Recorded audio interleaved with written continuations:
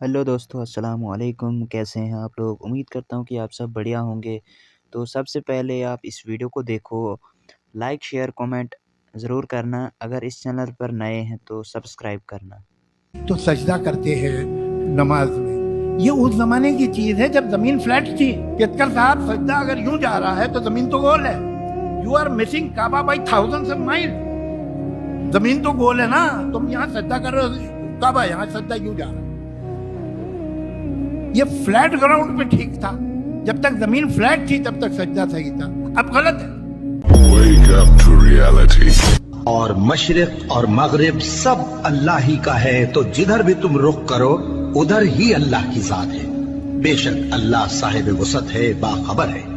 क्या तुमने नहीं देखा कि जो मखलूक आसमानों में है और जो जमीन में है, और सूरज और चांद और सितारे और पहाड़ और दरख्त और चौपाए और बहुत से इंसान अल्लाह को सजदा करते हैं, और बहुत से ऐसे हैं जिन पर अजाब साबित हो चुका है, और जिस शख्स को अल्लाह जलील करे उसको कोई इज्जत देने वाला नहीं। बेशक अल्लाह जो चाहता है करता है।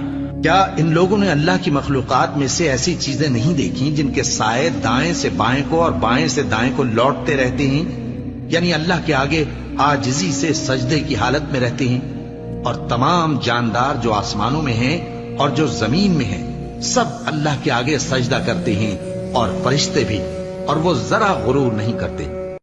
और हमने इंसान को, जिसे उसकी माँ तकलीफ पर तकलीफ सहकर पेट में उठाए रखती है, फिर उसको दूध पिलाती है, और आखिरकार 2 बरस में उसका दूध छुड़ाना होता है, मैंने ताकीद की है कि मेरा भी शुक्र करता रहे और अपने माँ बाप का भी, कि तुमको मेरी ही तरफ लौट कर आना है।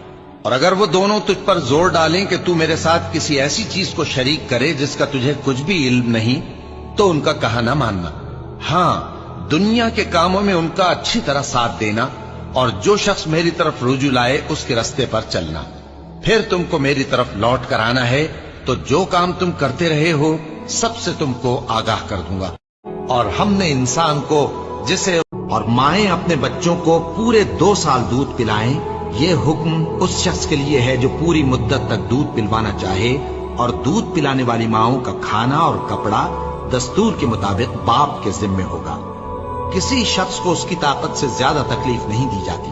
तो याद रखो कि न तो माँ को उसके बच्चे के सबब नुकसान पहुंचाया जाए, और न बाप को उसकी औलाद की वजह से नुकसान पहुंचाया जाए।